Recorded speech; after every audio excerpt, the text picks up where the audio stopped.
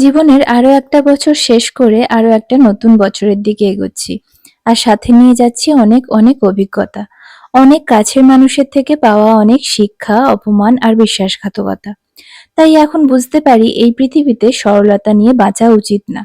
কারণ আমার সরলতা অন্যের কাছে শুধুই দুর্বলতা। আমার ভালোবাসা অন্যের কাছে সুযোগ, আর আমার যত্ন অন্যের কাছে অহংকার। কারণ কিছু মানুষ আমাদের জীবনে এমন মুখোশ ধারণ করে থাকে, যাদের দেখে একটা পিরিয়ড অফ টাইমের পর মনে হয় মানুষটা বদলে গেছে, শুধরে গেছে। কিন্তু না, রামগরুর যতই মেষের লোম গায়ে চড়াক না কেন, রামগরুর রামগরুরই থাকে। তারা কোনোদিন বদলায় না। তারা লোকসমাজে দাঁড়িয়ে অনেক বড় বড় কথা বলে, কিন্তু সুযোগে অন্যের কথায় কান পাতে। অলীক অজুহাতে নিজের থ্যাবড়ানো নাকটা ঢোকায়। অন্যকে অপমান, আঘাত আর ছোট বড় কথা বলে নিজের নিচু মানসিকতার পরিচয়ও দেয়। তাই এবার আর তাদের দিকে ফিরে তাকানো নয়, আর তাদের সুযোগ দেওয়া নয়, বরং নিজেকে আরো শক্ত করা, আর তাদের বিশ্বাস না করা।